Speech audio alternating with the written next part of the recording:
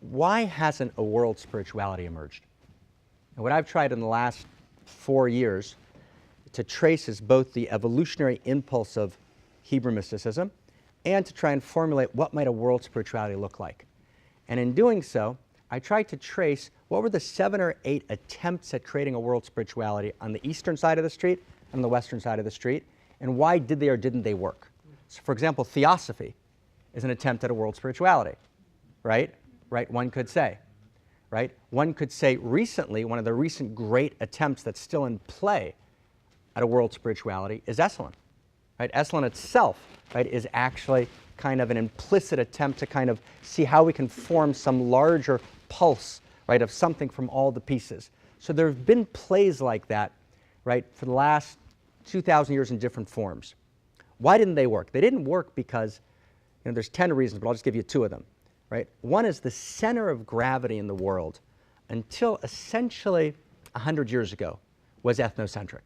It just was, right? In other words, there might be people on the fringe who could move beyond ethnocentric and have a kind of global-centric view, but basically America's concerned with America, and Russia's concerned with Russia, and Nepal's concerned with Nepal, and your politics are determined by your nationalistic politics, right? There wasn't a world-centric consciousness other than fringe prophets and poets, people who were visionaries beyond their time, right? And texts that were visionary beyond their time. For the first time in the last 100 years, there's this emergent new consciousness, which is world-centric, which is held today by 100 million people in the world. That's never been true in the history of the planet. So now, 25, 30, 40, 50 years ago, right, if you had 2 passports, the FBI investigated you. What do you have 2 passports for? You're not a loyal American? Today, to have 2 passports is kind of nice. It's kind of interesting, right? Look at the Obama administration and look at the kind of multicultural, right, dimension the people in the administration are actually holding. So actually, one of the things that prevented the emergence of a world spirituality was the sense that you needed to leave behind your Judaism, your Christianity, right, your Tibetan Buddhism, right, in order to become part of this world-centric consciousness. And when we talked to Houston Smith, who I know is an old friend of yours, who I just recently did a dialogue with on this, Houston completely opposed world spirituality because Houston said there's only 9 revealed religions, and if you abandon them, you're over. So what I said to Houston was, well, you could actually be a dual citizen. You could be a dual citizen. You could be a practicing, committed Christian, a practicing, committed Jew, Buddhist, and at the same time, a dual citizen, a citizen of a world spirituality. You can actually hold both consciousnesses together. Now, the reason no one ever thought of it before, because consciousness hadn't expanded that way. Right? The notion that you could actually be a dual citizen in that sense just wasn't an available option. And once we actually put into play the dual citizen idea, then we actually begin to introduce a world-centric consciousness into, right, the source code of the great traditions themselves. And then the great traditions begin to evolve, and we begin to evolve a cogent world spirituality, which is not a New Age, dilettantish, pick what you want, never surrender, switch teacher here, move there, a little of this, a little of that, depending on how I feel today or tomorrow. It's not that. Right? It's actually a cogent, committed understanding, which I develop autonomously, but before which I bow and surrender. Right? I bow and surrender before the highest expression of what I've formed. I'm the high priest of my own church, but that church has high norms, higher than any other church could, because I'm the high priest. I'm the actual architect of it, and we want to kind of create a format, right, a structure which will allow people to actually do what they're already doing. I would guess, last sentence, that virtually all of us in the room, not all of us, but virtually all of us in the room, are in some sense, in an inchoate sense, citizens of world spirituality. I mean, how are we living our lives? We're no longer obligated by the original source traditions that we or our parents or grandparents were obligated. We're trying to put it together. We're not quite sure how to do it. When we have to transmit it to our kids, it gets a little complex. We need a world spirituality preschool, right?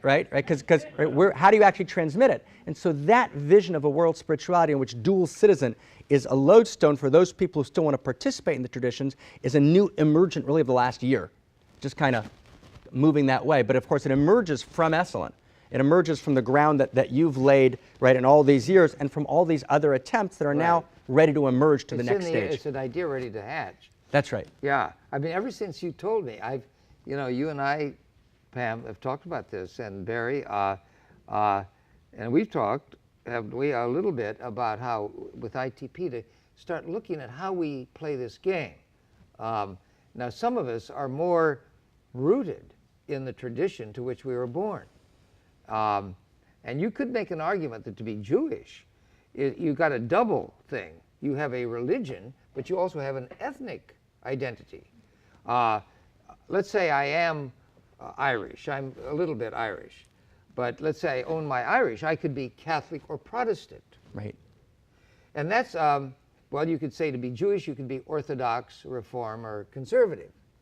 But it's, okay, let's say in Marin County, it's almost, if you're not partly Buddhist, you don't get invited to the right parties. And you see, so you've got to going to therapy. You've got to have some, and you've got to have some some touch of therapy and a good dose of Buddhism to be respectable. It's what the natives do. That's what the natives do in Marin. Could I reflect that back to you? Yes. I was trying to be Marinish. Sorry, go ahead. I'm sorry.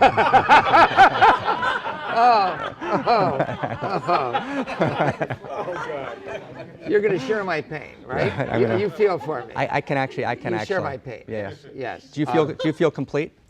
Not yet, and maybe never. Anyway, so this is rich. This is rich. This is really rich. Yeah. You know, it's so interesting that some of the greatest leaders, religious leaders today, have this. Father Arupe, the great popular Basque head of the Jesuits for a long time, had served in Japan and started to meditate in the lotus position. And so he was called to account by a lot of his fellow tough guy Jesuits.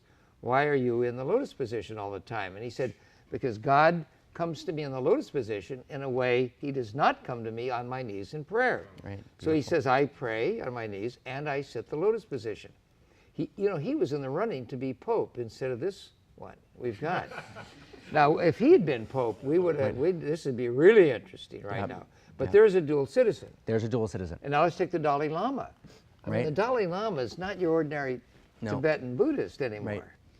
I mean, for example, he's calling in, first of all, he tells a lot of people, he says, I can't remember my past lives. I can't remember them. And that he may appoint the next Dalai Lama. It's up for grabs right now. Right. So he's certainly got his dual citizenship. And he's attacked within Tibetan Buddhism for being actually too progressive. Right. Because they sense that he's holding dual citizenship, which is why he hangs out so much in the West, because he's more popular here.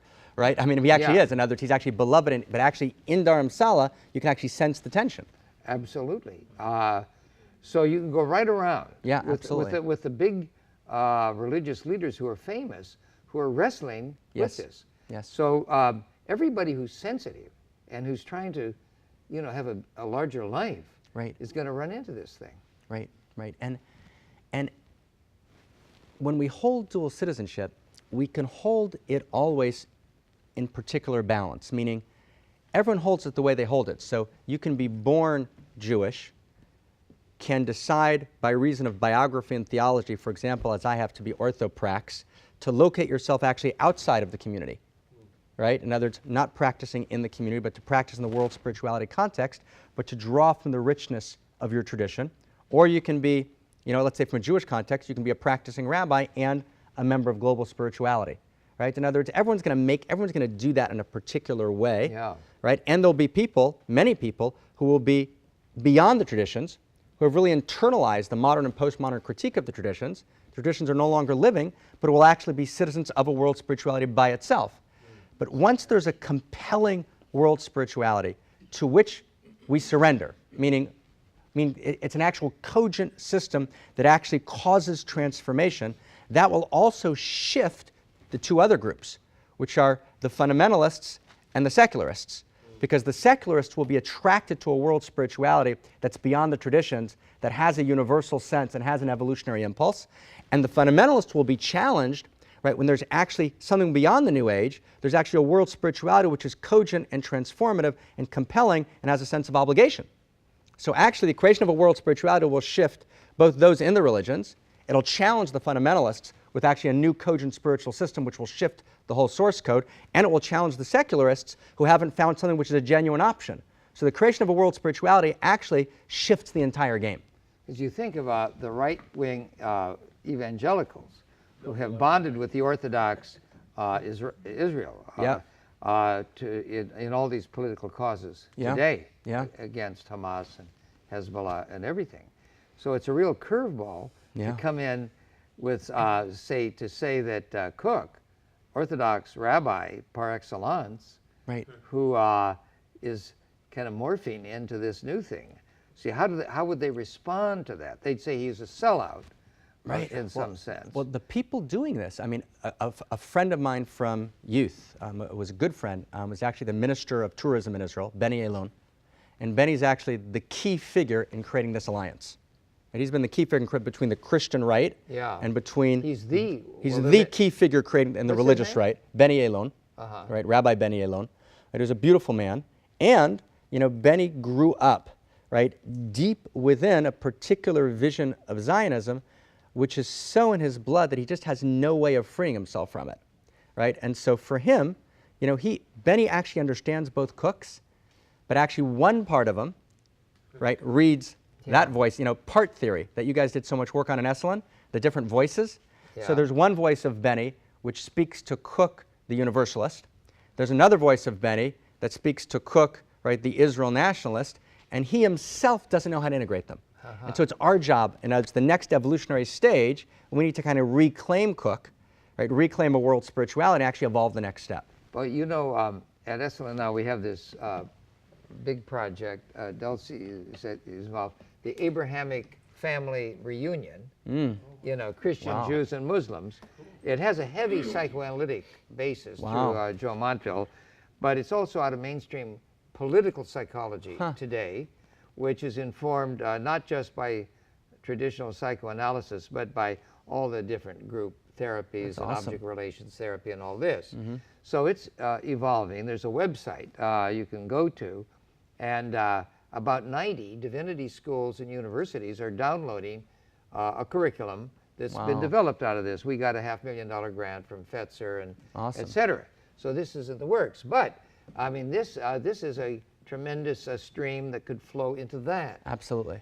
Because, okay, here's the critique I get this from a lot of people, of different types of people, saying, okay, this is all well and good, but you're a slightly richer, more sophisticated version of a Baha'i. I'm just going to tell you what they say. Please. Which is really, it's like a watered-down Pim's cup. If you want to have a drink, you get a watered-down. This is a cocktail that has no personality at all. Right. There's no there, you know. I mean, you know, you drink it and it's nothing. It's like it's the stereotype of Chinese food. You can't remember you even had it 5 minutes later. You know, that's an old prejudiced view, because, forgive me. But anyway, I'm for Italian food. But anyway, so where's the richness of ritual and of community and all of this? So this is a problem. I mean, in ITP, we're creating our community here, and other groups around, but we still have our Christmas dinners. We still do Hanukkah and Yom Kippur, and the richness of these rituals. It's really earthy and marvelous. We don't want to give it up. So here we are, budding something new. So in a way, it's the thin versus the thick. It's the deeply realized versus this abstract. And pretty soon, you end up a kind of this marvelous Unitarianism that dissolves into an abstraction. That's the critique. So let's start there. That's this fantastic critique.